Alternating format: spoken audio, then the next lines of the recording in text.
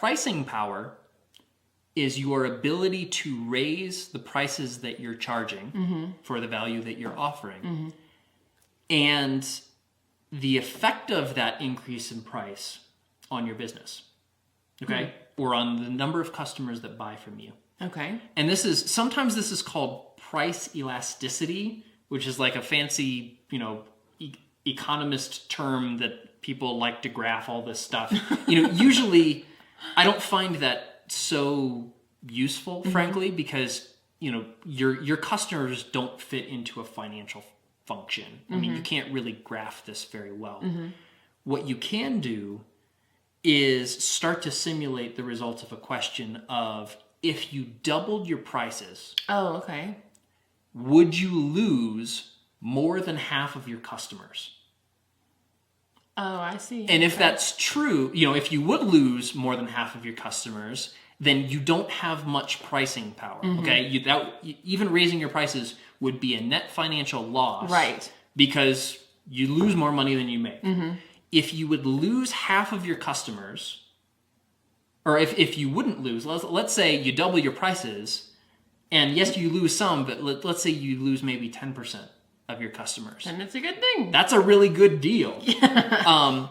And pricing power is your ability, how far can you raise prices before people start to flee or not buy? Well, and feeling like they're not getting that value we were talking about. Exactly. Okay. Yeah. And the more value you provide, typically the more pricing power you have too, because you have more of a window to work with there. And pricing power is a wonderful thing for the reasons, we talked about in a couple videos back about, what happens if gas prices double. Right. It gives you a little cushion. Yes. The more pricing power you have, the more ability you have to adjust your prices to compensate for things like that. But if you're operating in a market or with a product that has very little pricing power, right, then you can't really do that. So for example, if you're selling some type of commodity product, be it oil or gold or aluminum or whatever. Right. The market pretty much sets the price, yeah? Exactly. Yeah. And you can't double your prices on aluminum if somebody can get the exact same thing. That's what makes commodities typically not so great a business, because you have no pricing power. Your pricing power is the market. And so, pricing power gives you the option to, adjust to changing market conditions.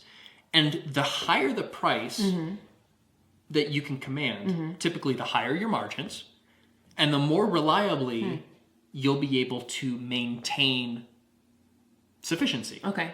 Because if you can raise your price, if your costs change or if the market changes or whatever, you have more to work with to make sure that you remain financially sufficient. Okay. So pricing power is really important. And the more pricing power you have, the better your business.